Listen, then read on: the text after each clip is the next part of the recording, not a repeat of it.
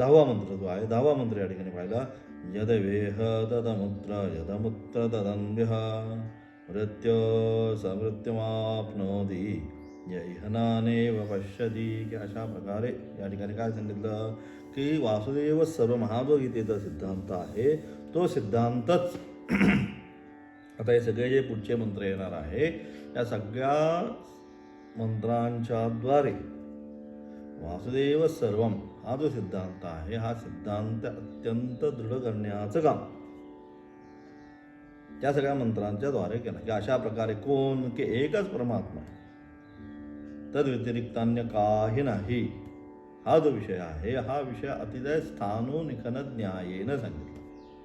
आपण आता हे सगळे न्याय तुम्हाला पाठ झालेले आहेत. स्थानोनिखन न्याय म्हणजे त्या ठिकाणी असणारा तो खांब मजबूत करण्यासाठी आपण काय करत असतो, पुन्हा पुन्हा पुन्हा पुन्हा काय करतो, तिथे दगडी टाकतो, माती टाकून त्याला दृढ करण्याचं काम करतो. तसंच या ठिकाणी आता हे सगळ्या मंत्रांच्या द्वारे स्थाणु निखन न्यायेनं की एकच आत्मतत्व आहे हा जो विषय आहे हा विषय काय अत्यंत दृढ करण्याचं काम.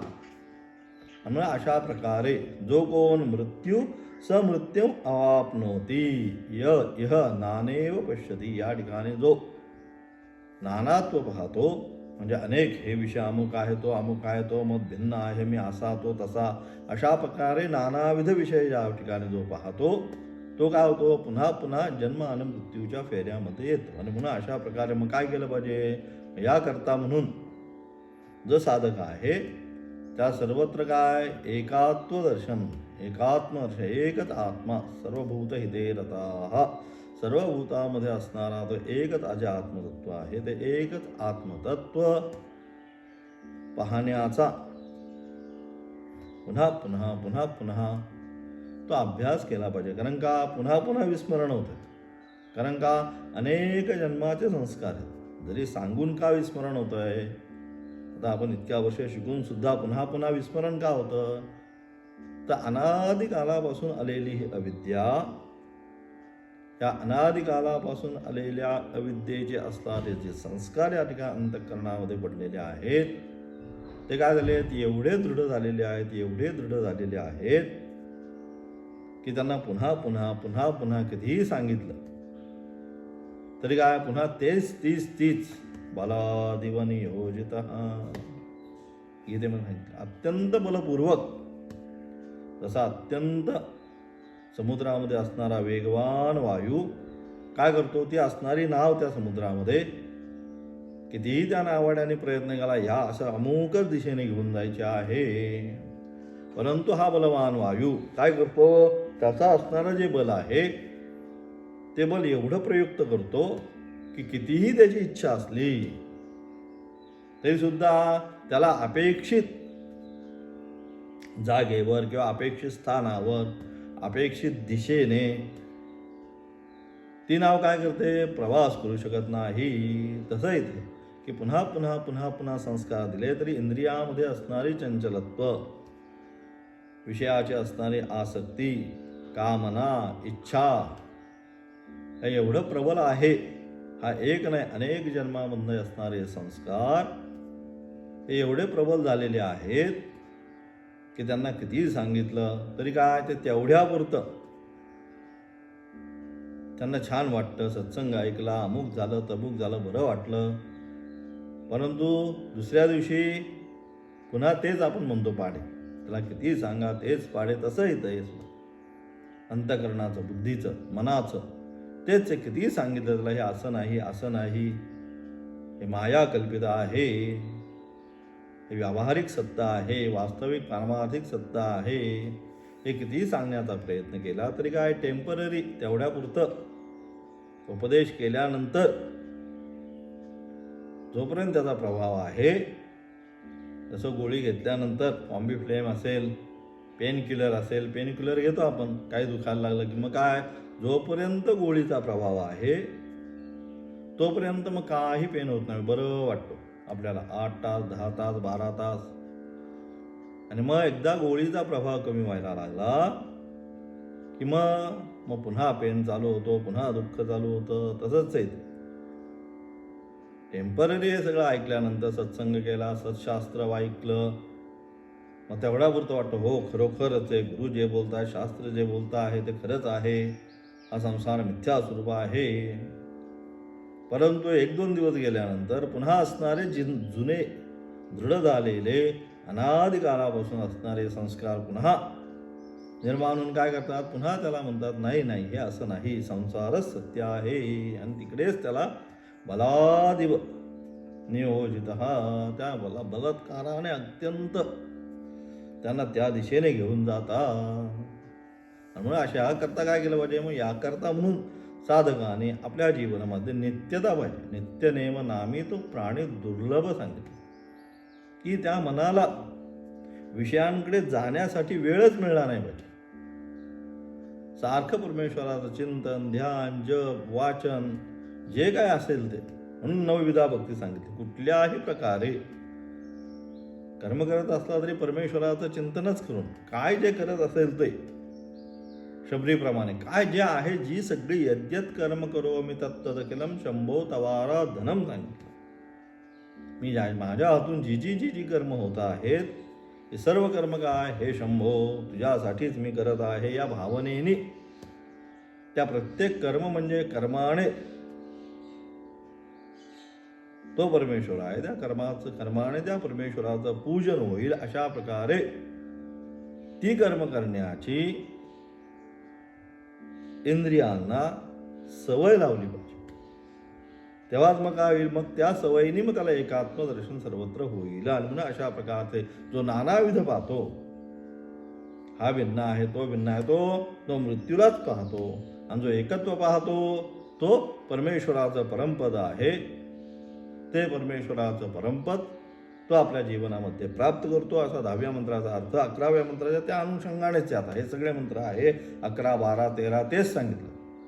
11व्या मंत्रातून काय म्हणतात, मनसैवेदमाप्तव्यं नेहना नास्ति किंचन मृत्यो समृत्युं गच्छति यैहनानेव पश्यति. तेच मृत्युं समृत्युं गच्छति, पुन्हा पुन्हा मृत्युं समृत्युं गच्छति म्हणजे तो पुन्हा पुन्हा पुन्हा पुन्हा. आचार्यांनी जे त्या ठिकाणी सांगितलं भज गोविंदममध्ये अतिशय सुंदर सांगितलं. पुनरपि जननम पुनरपि मरणम पुनरपि जननी जठरे शयनम. की अशा प्रकारे जन्म मरण हे जे आहे या चक्रामध्ये या संसारे खलु दुस्तारे, असा जो संसार आहे याच्यामध्ये अत्यंत दुस्तर आहे. कृपया पारे पाहि मुरारे, हे भगवंत आमच्यावर कृपा करा.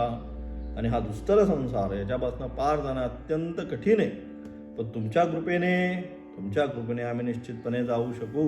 अशा प्रकारे सांगून आणि म्हणून अशा प्रकारे जो कोणी या संसारामध्ये अशा प्रकारे संसारामध्ये संसाराचं दर्शन करतो तो मृत्यूला प्राप्त होतो. आणि जो संसारामध्ये सुद्धा परमेश्वराचं दर्शन करतो तो परमेश्वराचं जे परमधाम आहे ते परमधाम प्राप्त करतो. काय म्हणतात या म्हणून 11व्या असणारा मंत्र. 11व्या मंत्राच्या माध्यमे एकत्व ज्ञान होण्यासाठी काय आचार्य आणि शास्त्र ज्ञानयुक्त त्यासाठी 2 पाहिजे. एकत्वाचं ज्ञान तुम्हाला कधी प्राप्त होणार आहे, तर एकत्वाचं ज्ञान प्राप्त करण्यासाठी शास्त्रस्य गुरुवाक्यस्य सांगितलं.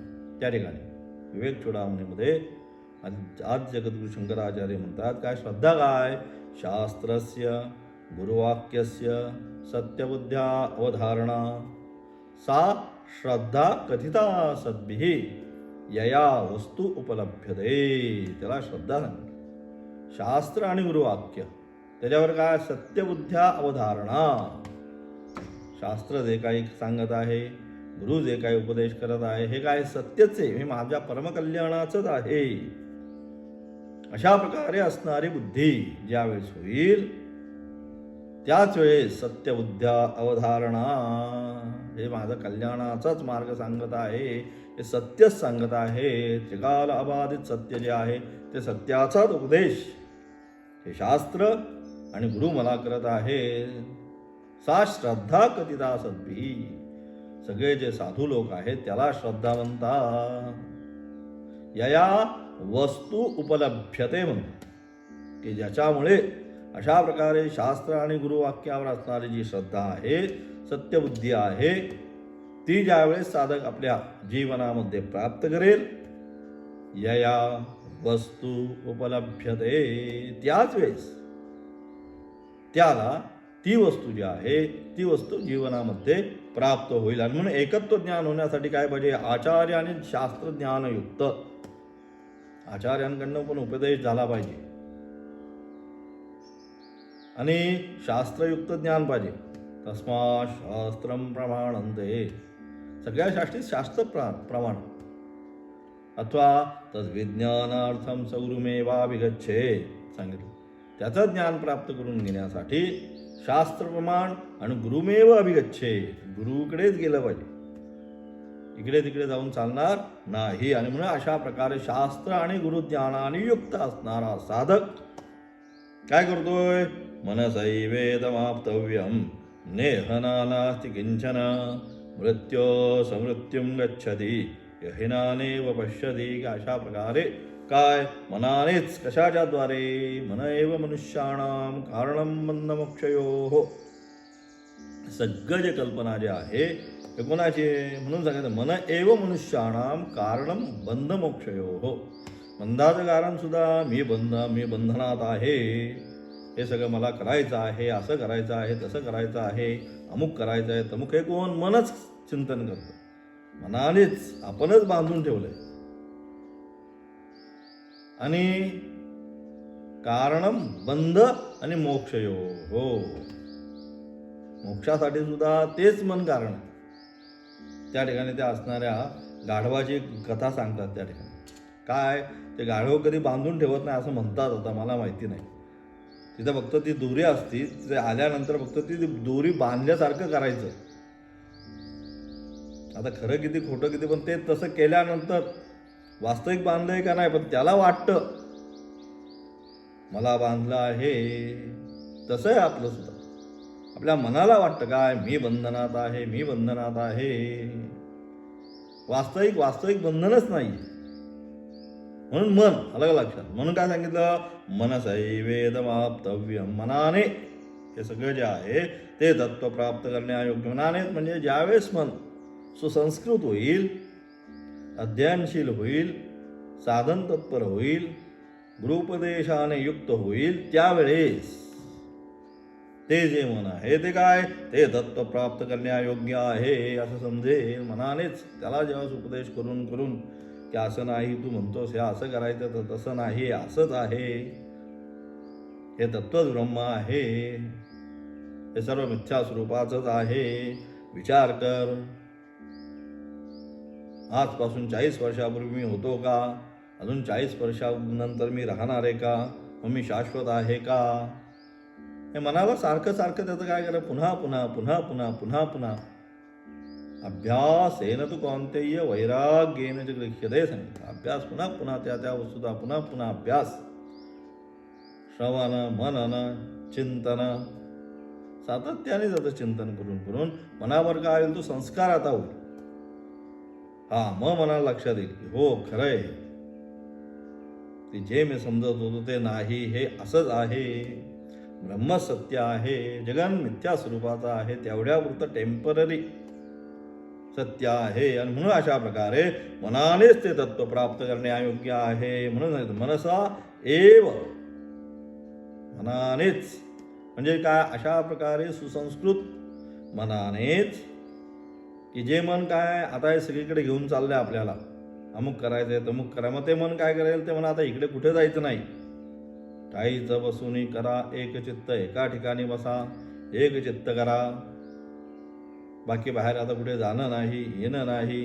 सुसंस्कृत होईल ते, त्या लक्षात येईल.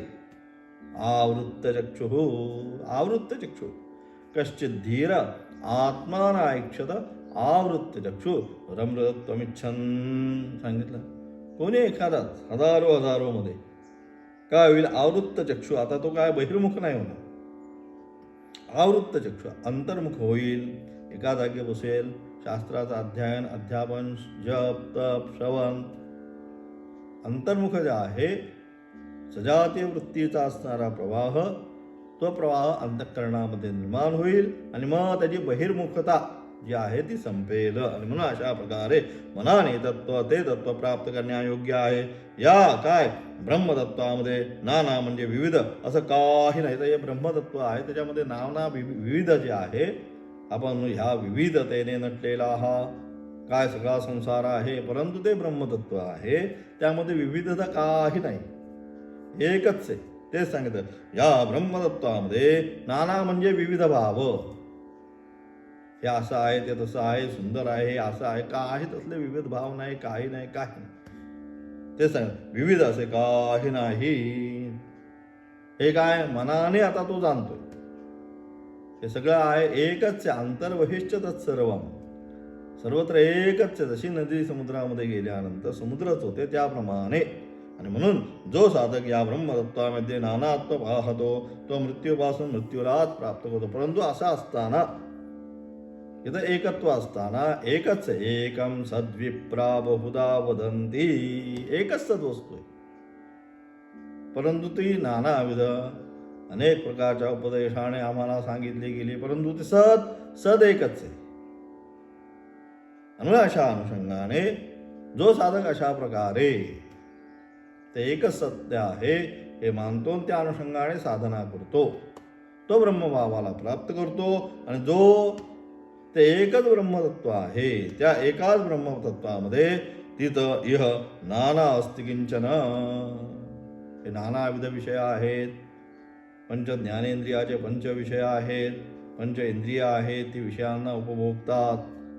अशा प्रकारे नानात्व या सृष्टीमध्ये पाहतो. तो काय करतो, व ते प्राप्त करण्याचा प्रयत्न करतो. मला आज हे खायचं आहे, अमुक करायचं आहे, तमुक करायचं आहे, चांगलं ऐकायचं आहे, सुवासिक वास पाहिजे, सुंदर बसायला पाहिजे, AC गाडी पाहिजे, या सगळ्या गोष्टींची कल्पना करतो आणि मग ते प्राप्तीसाठी प्रयत्नशील राहतो. आणि मग साधन भजन सोडून देतो. आणि मग अशा अनुषंगाने मग काय होतं, मग मृत्योस मृत्यूम गच्छती य इह नानेव पश्यती. अशा प्रकारचा साधक जो बहिर्मुख होतो तो कदापि ते ब्रह्मतत्व आपल्या जीवनामध्ये प्राप्त करत नाही. तर काय पुन्हा पुन्हा पुनरपि जननम पुनरपि मननम पुनरपि जननी जठरे शयनम, जन्म आणि मृत्यूच्या चक्रामध्ये पुन्हा पुन्हा तो साधक येत राहतो. आणि अशा प्रकारे असणारा साधकाला असणारा हा उपदेश. मग साधकाने काय केलं पाहिजे, सर्वत्र एकात्मदर्शन, एकच आत्मतत्व सर्वत्र आहे हेच सांगण्याचा प्रयत्न केला. पुढे काय म्हणतात 12व्या मंत्राच्या द्वारे, ते जे आत्मतत्व आहे ते कुठे, या इथेच आहे. मग कुठे, हे अंतःकरण जे आहे या अंतःकरणामध्ये दुसरं कुठेही नाही, ते सांगण्याचा प्रयत्न केला. मग कुठे, त्या ठिकाणी सांगितलं कुठे आहे. मग या ठिकाणी अंतःकरणामध्ये कसं आहे, अंगुष्ठमात्र पुरुषः. असं अंगुष्ठमात्र पण सांगण्यासाठी अंगुष्ठमात्र पुरुष सुद्धा नाही येतो तो त्या ठिकाणी फक्त अस्ति इत्येव लब्धव्य सांगितलं. कुठे येतो, अंतःकरणाच्या दृष्टीमध्ये मन बुद्धी चित्त आणि अहमवृत्ती आहे, तिने त्या ठिकाणी त्याला ग्रहण केलं. आणि पुढे हा सगळा संसार निर्माण झाला. परंतु आता सांगण्यासाठी शाखा चंद्र न्यायवत, शाखा चंद्र जो न्याय आहे, जसं चंद्र दाखवायचा आहे परंतु लगेच चंद्र कळणार नाही त्याला. मग काय म्हणतो, समोर झाड बघ, झाडाच्या वर बघ, त्याच्या उजवीकडे बघ, तिकडे एक फांदी आहे, त्या फांदीच्या थोडं वर बघ, अजून वर बघ, तिथे काय तुला पांढऱ्या रंगाचा गोळा दिसतो का, तो चंद्र. शाखा चंद्र न्यायवत. तसं निर्गुण निराकार जे तत्व आहे ते तत्व सांगायचं कसं, अशब्द, ते सगळं मागच्या शब्द मंत्रातून सांगितलं. परंतु त्याला आता सांगायचं आहे काहीतरी, तिथं कल्पना आहे अजून, तो काय प्राथमिक अवस्थेत आहे. मग कुठे येते, मग कुठे येतं, मग सांगितलं या अंतःकरणामध्ये कसं आहे, अंगुष्ठमात्र पुरुषः. या अंतःकरणामध्ये ते जे तत्व आहे अंगुष्ठ पुरुषाच्या अनुषंगाने या ठिकाणी ते स्थित आहे. हे सांगण्याचा फक्त हा कसा आहे, प्रयत्न आहे, काहीतरी दाखवायला पाहिजे कुठे म्हटल्यानंतर. म्हणून तो आपण प्रयत्न या मंत्रातून त्यांनी केला. कुठल्या 12व्या मंत्रामध्ये काय म्हणतात, अंगुष्ठमात्र पुरुषो मध्ये आत्मनिष्ठती ईशानो भूतभव्यस्य न ततो विजुगुप्सते तद्वैतत. काय? जो तो असणारा अंगुष्ठ परिणाम पुरुष शरीराच्या मध्यस्थित आहे तो कुठे आहे? ते जे तत्व आहे ते या शरीरामध्ये अंगुष्ठ परिणाम म्हणजे एवढ्या अंगठ्या एवढ्या अनुषंगाने या ठिकाणी अंतःकरणामध्ये काय आहे? स्थित आहे. आणि ते कसं आहे? त्यास भूत वर्तमान आणि भविष्याचा शासक मानून तो त्या आत्म्याच्या ज्ञानामुळे, आणि मग तो कसा आहे? जरी तिथं स्थित असलं तरी ते भूतकाळामध्ये जे काय घडलं, वर्तमानामध्ये जे आहे, भविष्यामध्ये आहे, या सगळ्याचं शासक तेच तत्व आहे. म्हणजे तिन्ही काळामध्ये अनुस्यूत असणारं जे तत्व आहे ते तेच आहे. म्हणून ते सांगितलं काय? त्यास भूत वर्तमान आणि भविष्याचा शासक मानून तो त्या आत्म्याच्या ज्ञानामुळे आपल्या शरीराच्या रक्षणाने, म्हणजे अशा प्रकारे तेच तत्व आहे. हे तत्व जाणून त्या आत्म्याच्या काय त्याला ज्ञान प्राप्त होऊन की अरे बापरे हेच त्रिकाल अबाधित सत्य, तिन्ही कालामध्ये अनुस्यूत. म्हणून भगवंत म्हणतात काय? अनेक अनेक यापूर्वी झालेले बहूनि मे व्यतीतानि जन्मानि तव चार्जुन तान्यहम वेद सर्वाणि न त्वं वेत्थ परंतप. आत्तापर्यंत अनेक जन्म झाले, परंतु ते सर्व मी जाणतोय अर्जुना, तू जाणत नाही. तसं भूतकाळ जाणणारा, वर्तमान जाणणारा आणि भविष्यकाळामध्ये राहणारा, सगळ्यामध्ये अनुस्यूत असणारं जे तत्व आहे ते एकच आत्मतत्व आहे. मग शरीराचा जरी नाश झाला तरी त्या आत्मतत्वाचा नाश होत नाही असा जो जाणतो. वासांसी जीर्णानि यथा विहाय नवानि गृह्णाति नरोपराणि तथा शरीराणि विहाय जीर्णानि अन्यानि संयाति नवानि देही. ज्याप्रमाणे जुने वस्त्र एकदा झाल्यानंतर ते आपण काय करतो, त्याचा ज्याप्रमाणे त्याग करून नवीन वस्त्र आपण धारण करतो, त्याप्रमाणे जीर्ण झाल्यानंतर तो आत्मा नवाने नवीन देहामध्ये प्रवेश करतो. आणि म्हणून भूत वर्तमान आणि भविष्य जाणणारा तेच तत्व सगळ्यामध्ये अनुस्यूत आहे असं एकदा त्या साधकाला कळलं की तेच तत्व अंतिम सत्य आहे.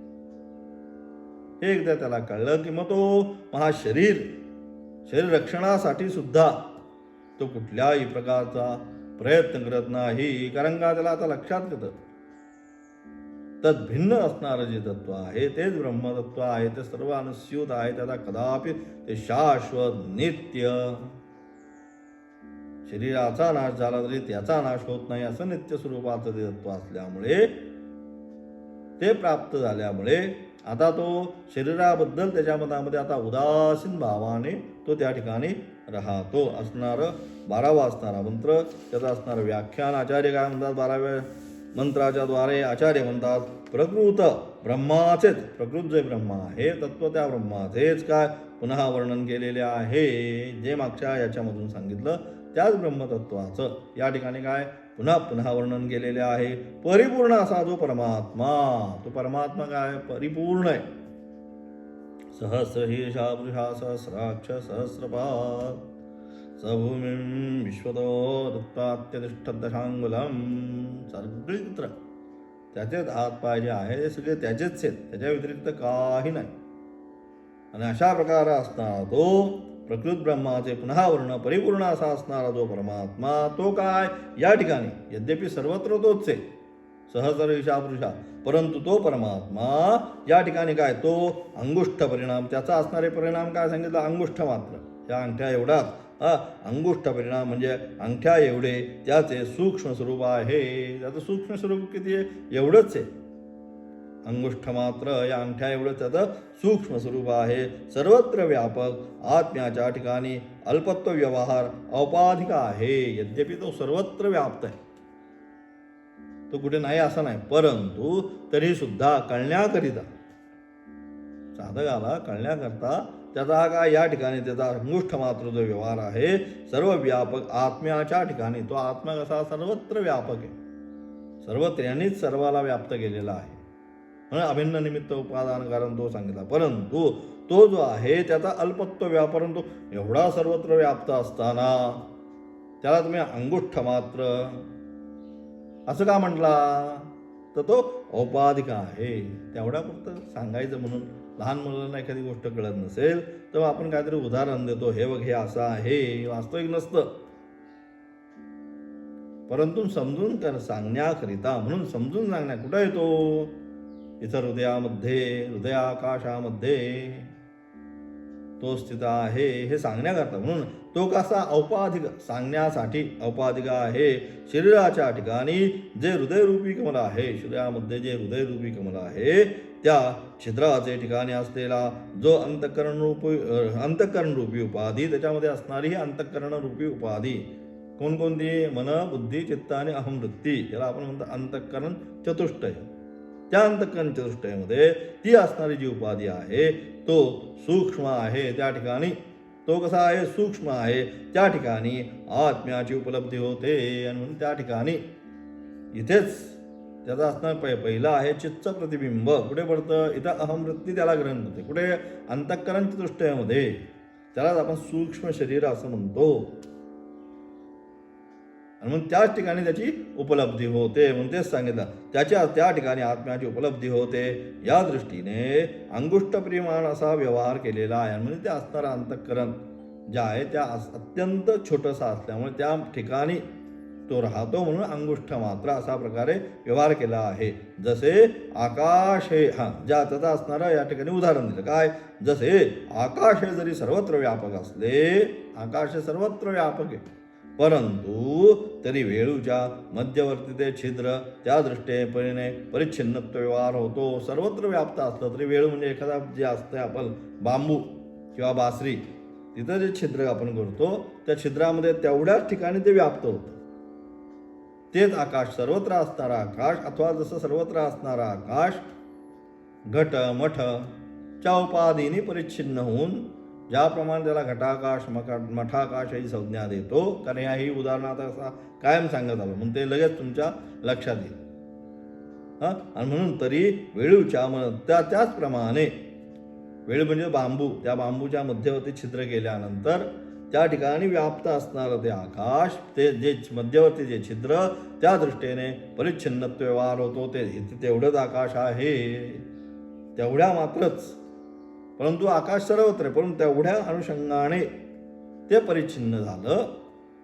म्हणून त्याला ते दृष्टीने परिच्छिन्नत्व व्यवहार होतो. त्याप्रमाणे जो आत्मा काय शरीरामध्ये राहतो, या शरीरामध्ये असणारा जो आत्मा तो काय, भूत भव्य भविष्य सर्व जगाचा नियंता आहे. तो या ठिकाणी राहणारा जे आत्मतत्व आहे ते आत्मतत्व असते काय, संपूर्ण जगाचा नियंता, सगळ्याचं नियमन करणारा तोच आहे. म्हणून संपूर्ण जगाचा नियंता आहे असे जो जाणतो. अरे या ठिकाणी असणारं जे आत्मतत्व आहे, ज्याला मी अंगुष्ठ मात्र या इतर ठिकाणी समजतो, परंतु ते काय, तेच संपूर्ण जगताचं नियंत्रण करणारं आहे. तत्त्वमसी अहम ब्रह्मास्मी या न्यायाने सगळ्याच जगाचं नियंत्रण तेच करणारा आहे. आणि म्हणून सर्व जगाचा नियंता आहे असे जो जाणतो, अशा प्रकारे जो जाणतो तो कोणत्याही दृष्टीने निंदेस पात्र होत नाही. मग तो निंदेला प्राप्त होत नाही. निंदा कोणाची होती, जो त्याला न जाणता मी सुखी मी दुःखी आणि संपूर्ण जगत अनुभवतो, त्याच्यामधनं असणारा सुखदुःख अनुभवतो, त्याचे तो निंदेस पात्र होतो. परंतु जो त्याचं खरं स्वरूप समजतो की हा असा नाही, हा असाच आहे, हा सच्चिदानंद स्वरूपच आहे, त्याच्यामध्ये सुख दुःखी हे कुठले जे आहे आगंतुक दोष आहे हे त्याच्यापर्यंत पोहोचत नाही, हे जो जाणतो तो निंदेला पात्र ठरत नाही. आणि म्हणून अशा प्रकारे निंदेस पात्र होत नाही. अथवा तो निर्भय झाल्याने स्वरक्षणाची इच्छा करत नाही. आणि तो कसा होतो, अशा प्रकारे तो निर्भय झाल्यामुळे आता योग रतो वा भोग रतो वा संग रतो वा संगविहीन यस्य ब्रह्मणे रमते चित्त. एकदा ते ब्रह्मभावाला प्राप्त झाल्यानंतर कुठल्याही अवस्थेमध्ये असो, हे माझं शरीराचं रक्षण झालं पाहिजे, हे असं झालं पाहिजे, ते तसं झालं पाहिजे, काही कुठल्याही प्रकारचा विचार, शरीर रक्षणाचा विचार सुद्धा त्याच्या मनामध्ये येत नाही. तो निर्भय झाल्याने स्वरक्षणाची इच्छा सुद्धा तो करत नाही. द्वैताद्वै भयं भवती. भीती कधी वाटते, द्वैतात तो मत भिन्न आहे. ही भावना ज्यावेळेस आपल्या मनामध्ये निर्माण होते त्याच वेळेस आपल्याला भीती वाटते. सर्व एकच आहे, तो माझा मित्रत्वेन भूता परस्परे जडो मैत्र जीवांचे म्हणून सांगितलं. मित्रा मैत्रीच्या उद्देशाने आम्ही सर्वजण काय एकत्रितपणे हो, ही भावना या ठिकाणी सांगितली. आणि म्हणून अशा प्रकारे द्वैतात्वय भयम भवती अंगुष्ठ परिणाम जीवाला उद्देशून काय द्वैतात्वय भयम भवती अंगुष्ठ परिणाम जीवाला उद्देशून त्याला ब्रह्मभावाचे विधान विवक्षित असल्याने विरोधी वंशाचा लक्षणावृत्तीने त्याग करावा व जीव ब्रह्म ऐक्य महावाक्यात समजावा. या ठिकाणी काय भागत्याग लक्षणेनं जसं सांगितलं काय त्या ठिकाणी असणारे विद्युत जे आहे, ज्याप्रमाणे विद्युत सर्वत्र एकच आहे, सगळ्या उपकरणामध्ये असणारे विद्युत ज्याप्रमाणे एक आहे, उपकरण भिन्नता आहे म्हणून विद्युत भिन्नता नाही. हे अतिशय व्यवस्थित उदाहरण. अनेक एकच विद्युत ज्याप्रमाणे घरामध्ये असणारे अनेक उपकरण काय करते चालवते. अनेक उपकरणं चालवत असताना त्याच्यामध्ये असणारी विद्युत शक्ती, लाईट, एनर्जी, चैतन्य शक्ती ज्याप्रमाणे एकच आहे, त्याच्यामध्ये भिन्नता नाही. त्याचप्रमाणे ही नानाविध जरी शरीर दिसली, नानाविध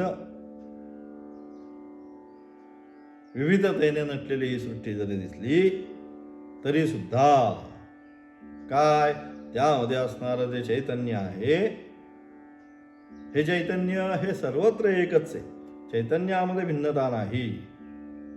म्हणून परमेश्वरगत असणारं चैतन्य, जीवगत असणारं चैतन्य, चैतन्य एकच आहे. म्हणून ममैवांशो जीवलोके, चैतन्यतेमध्ये भिन्नता नाही, फक्त कळणं गरजेचं आहे की ते चैतन्य तत्व परमेश्वरामध्ये असणारं, माझ्यामध्ये असणारं हे चैतन्य तत्व एकच आहे. तत्वम असी, ते तूच आहेस. म्हणजे लगेच देवपणाला जायचं नाही. तद्गत असणारं चैतन्य, मदगत असणारं चैतन्य, चैतन्य समान हे त्या ठिकाणी जाणून घ्यायचं. आणि अशा प्रकारे जो जाणतो तो पुन्हा मृत्यूला प्राप्त होत नाही. आणि मग 13व्या मंत्रामधून पुन्हा तोच विषय जो आहे तोच पुन्हा विषय सांगण्याचा प्रयत्न केला. अंगुष्ठमात पुरुषो ज्योतिरिवावधूमकः ईशानो भूतभव्यस्य सेवाद्यस उश्वः एतद्वैतत. काय ते हाच जो विषय आहे तोच विषय पुढच्या मंत्राच्या द्वारे सांगण्याचा प्रयत्न केला. हाच अंगुष्ठमात्र पुरुष, हा जो अंगुष्ठमात्र पुरुष आहे तो कसा आहे धूमरहित ज्योती समान, अत्यंत प्रज्वलित ज्योती समान. काजळी आल्यानंतर असणारा दिवा आणि काजळी काढल्यानंतर असणारा दिवा म्हणजे दिव्याची असणारी वात. ज्यावेळेस काजळी येईल त्याचा अत्यंत अस्पष्ट मिनमिन करती जळते, परंतु काजळी काढल्यानंतर अत्यंत स्पष्टतया ती वात जळते. त्याप्रमाणे काय सांगितलं, हा पुरुष काय अंगुष्ठ मात्र कसा आहे धूमरहित, म्हणजे काजळी काढल्यानंतर असणाऱ्या वातीप्रमाणे कसा ज्योती समान आहे. म्हणजे अत्यंत थोडक्यात काय अत्यंत प्रकाश देणारा, अत्यंत प्रकाशित करणारा आहे. मग हो तोच कोण आहे, हा भूत भविष्याचा शासक आहे. तेच जे असणारं चैतन्य आहे तेच काय भूत भविष्य या सगळ्याचं शासक तत्व जे आहे, या सर्वांचं शासक तत्व तेच आहे. हाच आज वर्तमान काळामध्ये आहे, ह्या वर्तमान काळामध्ये सुद्धा तेच आहे, उद्या भविष्य काळामध्ये तेच राहणार. सगळ्यामध्ये त्रिकाल अबाधित सत्य, सगळ्यामध्ये तेच अनिश्चित आहे. अनिश्चित हेच ते ब्रह्मतत्व आहे. आणि म्हणून तेच ब्रह्मतत्व या सगळ्या काळामध्ये अनिश्चित असणारं जे भूत वर्तमान भविष्य काळाचं शासक, अत्यंत कसा धूमरहित ज्योती समान अत्यंत प्रकाशित असणारं जे तत्व आहे ते तत्व कोणतं, तेच निश्चित हे ब्रह्मतत्व आहे. अशा प्रकारे त्या ब्रह्मतत्वाचा पुन्हा पुन्हा या ठिकाणी उपदेश केला. आचार्य काय म्हणतात, असणारा 13व्या मंत्राच्या माध्यमातून सगळ्यामधून आता हे असणारे हे सगळे जे मंत्र आहे, त्या सगळ्या मंत्राच्या द्वारे तेवढा एकच गोष्ट सांगण्याचा प्रयत्न केला. ते आत्मतत्व एकम सद्विप्रा बहुधा वदंती जरी असलं तरी एकच ते आत्मतत्व नानाविधतेनं नटलेलं असलं तरी सुद्धा ते जे आहे ते तिन्ही कालामध्ये अनिश्चित एकच आहे. तर भिन्न अन्य काही नाही हे सांगण्याचा प्रयत्न. किंच अंगुष्ठमातपुरुषो ज्योतिरिवावधूमकः पूर्वमंत्रोक्त अर्थाचेच पूर्वा ज्या मंत्रामध्ये जे सांगितलेलं आहे त्याचाच अर्थ या मंत्राच्या द्वारे सुद्धा सांगण्याचा प्रयत्न केला आहे. पूर्वोक्त मंत्राच्या अर्थाचे प्रतिपादन केले आहे. अंगुष्ठ परिमाण जो पुरुष तो ज्योती म्हणजे प्रकाश, त्याप्रमाणे स्वयंप्रकाश आहे. हित जो आहे तो का जय जय सुसंवेद्या आत्मरूपा या ज्ञानेनं तो सुद्धा काय स्वयंप्रकाशित आहे. दुसऱ्याच्या प्रकाशाने प्रकाशित होणार नाही. यद्यपि ज्योतिरिव आहे परंतु स्वयंप्रकाश आहे, दुसऱ्याच्या प्रकाशाने प्रकाशित होत नाही. मग हा स्वयंप्रकाश हे त्याचं विशेषण या ठिकाणी. आणि म्हणून असणारी पुरुष तो ज्योती तो प्रकाश म्हणजे त्याच्याप्रमाणे स्वयंप्रकाश आहे. योगी लोकांनी ज्याच्या हृदयामध्ये ध्यान केले आहे, सर्व जगाचा नियंता नित्य कूटस्थ असा आत्मा. योगी लोक ज्याचं आपल्या अंतःकरणामध्ये ध्यान करतात असा काय सर्व जगाचा नियंता, संपूर्ण जगाचा हे काय आहे आत्मतत्व नियंता आहे. नंतर नित्य स्वरूपाचं आहे, नंतर कूटस्थ आहे. अलग त्याच्यामध्ये बदल काही होत नाही. कूटस्थ असा आत्मा जसा सर्व प्राणीमात्रांच्या हृदयामध्ये सध्या आहे, सगळ्या प्राणीमात्रांच्या हृदयामध्ये तेच आत्मतत्व. सर्वभूत हिते हृदयः सर्वांच्या मनामध्ये एकच आत्मा तेच आत्मतत्व. विद्याविने संपन्ने ब्राह्मणे कवी हस्तिने शुंजय वैश्वभाग्य ज पंडिता समदर्शना सगळ्यामध्ये एकच ते आत्मतत्व जो पंडित आहे तो पाहतो, शरीर नाही पाहतो. त्याच्यामध्ये असणारा आत्मतत्व पाहतो. म्हणतेच सर्व प्राणीमात्रांच्या हृदयामध्ये सध्या तेच आत्मतत्व कोणतं जे नित्य नियंता कूटस्थ ते सर्वांच्या अंतर आत्म्यामध्ये स्थित आहे. आणि असा हृदयामध्ये सध्या आहे तसे पुढेही राहणार आहे. तसंच ते पुढेही राहणार आहे. त्याच्यासारखा दुसरा कोणी नाही. तेच हे प्रकृत ब्रह्म. आणि म्हणजे अशा प्रकारे ब्रह्म म्हणजे काय ब्रह्म अशा प्रकारे हेच आत्मतत्व सगळ्यांच्या हृदयामध्ये नित्य कूटस्थ भावाने आहे. ते आत्मतत्व म्हणजेच ब्रह्म. तद्व्यतिरिक्त भिन्न म्हणून ब्रह्म काही नाही. आणि त्याच्याचमुळे काय भीषास्मात् वा तप्पवदे भीषोदेति सूर्य या अनुषंगाने त्याच्यामुळेच संपूर्ण जे व्यवहार आहे त्या आत्मतत्वामुळेच होत असतात. अशा प्रकारे एकच आत्मतत्व जाणण्याचा तिन्ही मंत्राच्या द्वारे काय सांगितलं, जो साधक आहे या साधकाने या ठिकाणी हे नानात्व न पाहता एकत्व एकच आत्मतत्व सर्वत्र अनिश्चित आहे असा आपल्या जीवनामध्ये अभ्यास केला पाहिजे. आणि ते आत्मतत्व जीवनामध्ये प्राप्त करण्याचा प्रयत्न केला पाहिजे. हे या सगळ्या मंत्राचं असणारं सारभूत वाक्य. तर नंतर येणारे आता 14, 15 त्याच्यामध्ये पण तोच विषय सगळा येणार आहे. 14 आणि 15 झालं म्हणजे चतुर्थवल्ली उद्या संपून जाईल. उद्या 15वा मंत्र झाला की विषय आता झाला. मग पंचम वल्ली आणि मग शेवटची पंचम वल्ली मला वाटतं. त्यानंतर एक कठोपनिषद या ठिकाणी संपेल. ओम तत्सत. उद्या नेहमीप्रमाणे पाठ होईल.